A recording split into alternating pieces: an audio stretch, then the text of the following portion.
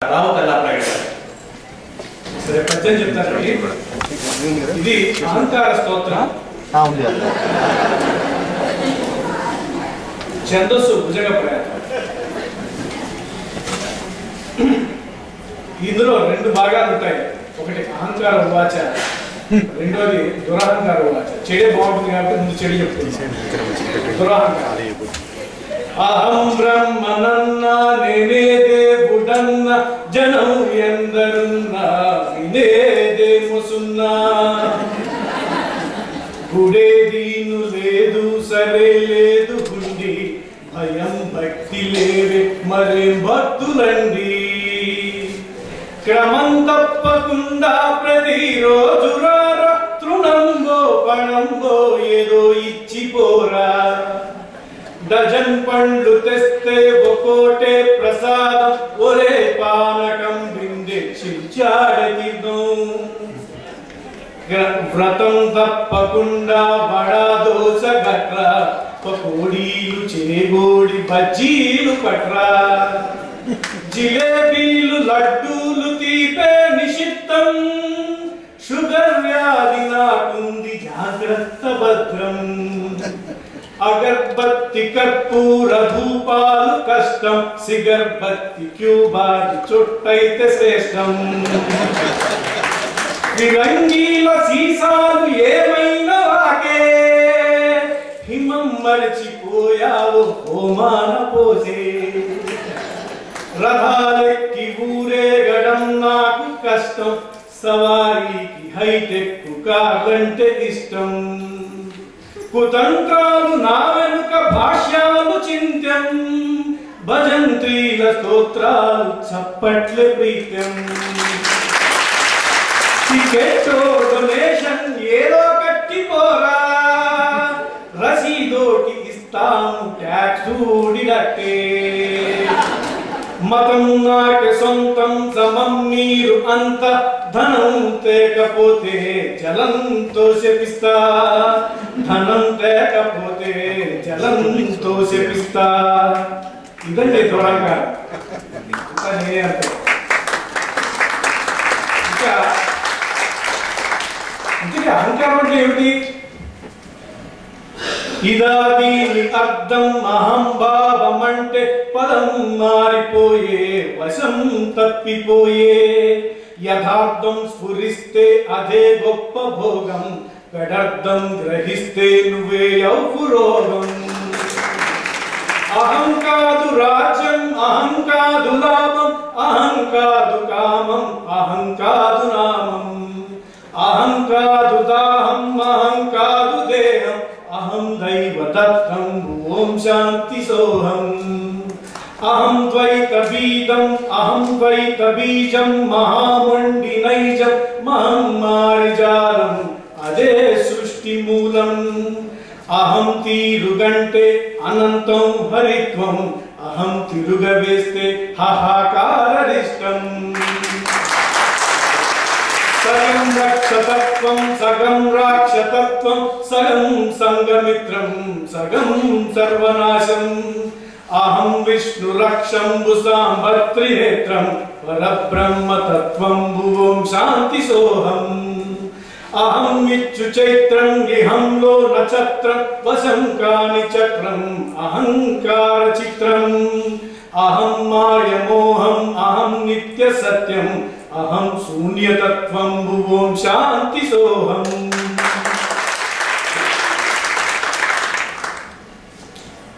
అహం ఒక్క గోత్రం ఒకే దీపి గాత్రం సదానందమో క్షేత్ర క్షేత్రజ్ఞ సూత్రం అహంకారనాదం ఓంకారనాదం విమోచం విమోహం భువం శాంతి సోహం అహం పాపనాశం అహం సృష్టి బీజం అహం సర్వతేజం అహం పూర్ణ బ్రహ్మం అహంలో మమైకం అదే అంత్యమైకం విమోచంబు కరైక్యం భూం శాంతి సోహం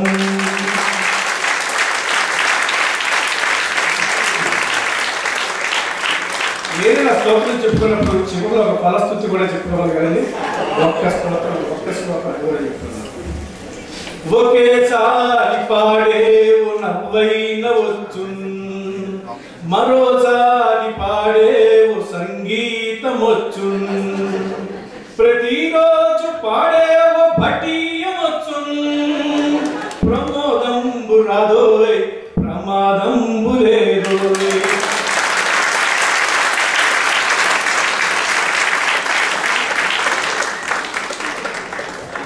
పద్యాన్ని ప్రేమిస్తారు, పద్యాన్ని శాసిస్తారు, పద్యాల్లో జీవిస్తారు. రావు గారు రాగబద్ధంగా దురహంకారానికి అహంకారానికి ఉన్న వ్యత్యాసాన్ని చాలా వివరంగా వివరించారు. ధన్యవాదాలు రావు గారు. తర్వాత ఇప్పుడు రావు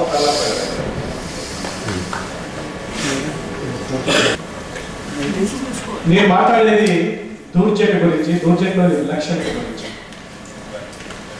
పద్యాలకి తాత్పర్యం చెప్పను, సమయం తక్కువ కాబట్టి, అందరూ పండితులే కాబట్టి మీరు అర్థం చేసుకుంటారని.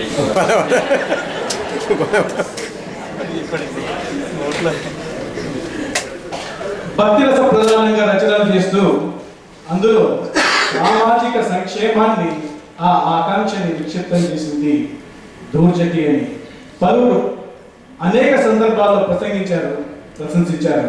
అందులో మన ద్వారశాస్త్రి గారు ఇక్కడే ఉన్నారు పండితులు. అది దూర్జటిలోని ఒక విలక్షణత.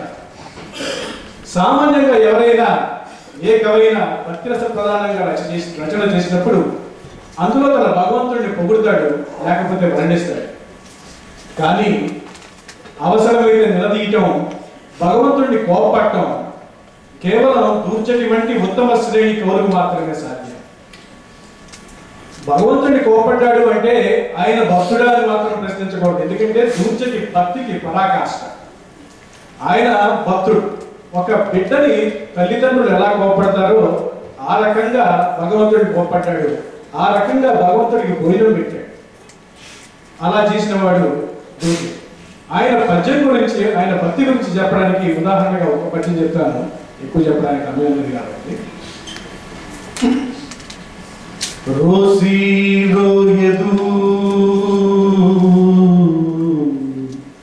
కామిని జనుల తారుణ్యోరు సౌఖ్యంబులం బాసిపోయదు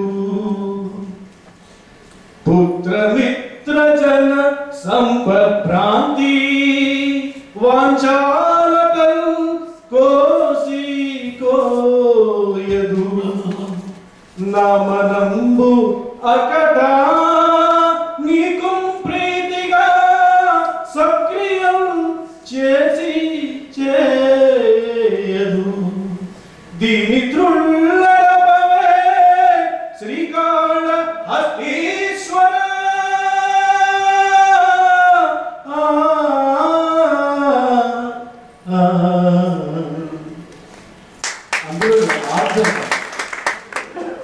ఆయన భగవంతుడిని ఎంతగా అడుగుతున్నాడంటే, నా చంచలమైనటువంటి ఈ మనస్సును నిలిపి నీపైన ఏకాగ్రత కుదిర్చి నీకు మీద భక్తి ఏర్పడేటట్టు చేయవయ్యా అని ప్రార్థించుకుంటున్నాను. తాత్పర్యం చెప్పడానికి జంట కవులు ఉన్నారు, చాలా గొప్పగా చెప్తారు, నేను చెప్పాను. తర్వాత సరే ఈయన భగవంతుడిని ఎక్కడ నిలదీశాడు అంటే, మనం ఇప్పుడు చెప్పింది శ్రీకాళహస్తీశ్వర శతకంలో ఉంది, ఇంకా అందులో ప్రతి పద్యం భక్తిభావం ఉన్నది. శ్రీకాళహస్తీశ్వర మార్గం చూస్తే అందులో కూడా అన్ని భక్తిభావంతో ఉన్నవే, కాకపోతే ఎక్కడెక్కడ సమయాన్ని బట్టి భగవంతుడిని ప్రశ్నించాడు అని చెప్తారు. ఇందులో అతిగా ప్రాచుర్యం పొందిన కథలు శ్రీకాళహస్తి సాలి కథ, అది మీ అందరికీ తెలిసిందే. అది కృతయుగం నాటిది, అది దేవుడిని పెద్దగా ప్రశ్నించలేదు, దుఃఖించి చచ్చిపోయింది. తర్వాత త్రేతాయుగాంత కాలంలో ఒక పాము వచ్చి భగవంతుడిని పూజించింది, అది మణులు రత్నాలు అన్ని పెట్టి. తర్వాత ద్వాపరయుగం వచ్చింది, ఇక్కడ మొదలైన దసరకాలం. ఈ ద్వాపరయుగం వచ్చిన తర్వాత భగవంతుడిని ప్రశ్నించడం అటువంటి ఉద్దేశాలు మనకి మొదలయ్యాయి. అప్పుడు ఒక ఏనుగు వచ్చి పూజించడం మొదలుపెట్టింది. ఈ పాము పెట్టిన రత్నాలన్నీ తీసుకొనేసి ఇట్లా అందిట, ఉనికి శిలోచయంబు ఉనికి శిలోచయంబు నిజయోష శిలోచయ రాజపుత్రి ఉనికి శిలోచయంబు బండరాళ్ళ మీద. నీ భార్య ఆ బండరాళ్ళ రాజు అధిపతికి, ఆ రాజుకి కూతురు, పర్వతరాజు కూతురు. నువ్వంతా బండంతో బతికేవాడి లేదు, నీ బతుకు బండ కూడా అనలేదంతే. మునికి శిలోచయంబు నిజయోష శిలోచయ రాజపుత్రి, నీ ధనువు శిలోచయంబు పురతః రథీకృత రత్నగర్భ.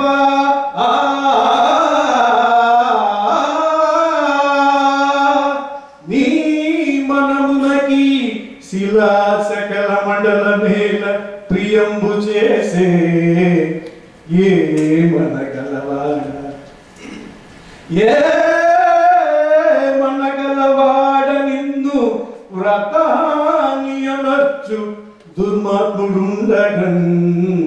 ఆ ఆ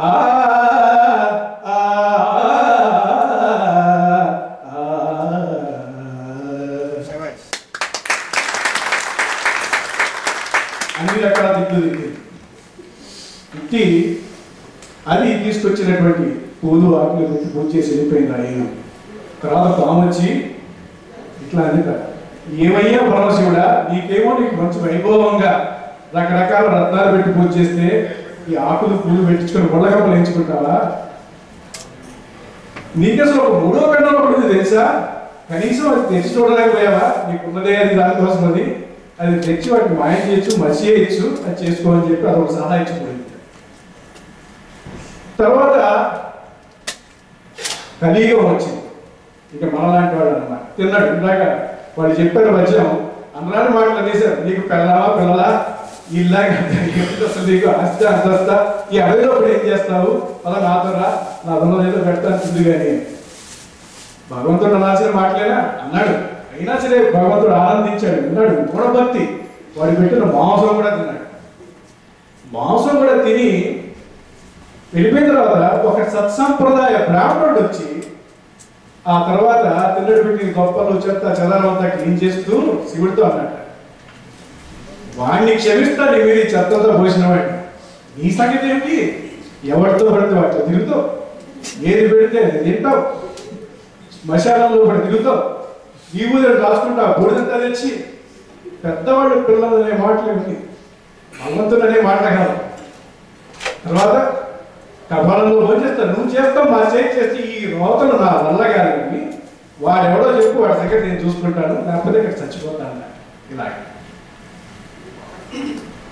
ప్రాతలు మీద గప్పిన అయిపోయిందండి. ప్రాతలు మీద గప్పిన కృపామతి నోర్చెద, ప్రాతలు మీద గప్పిన కృపామతి నోర్చిది, నీ చూపుతున్న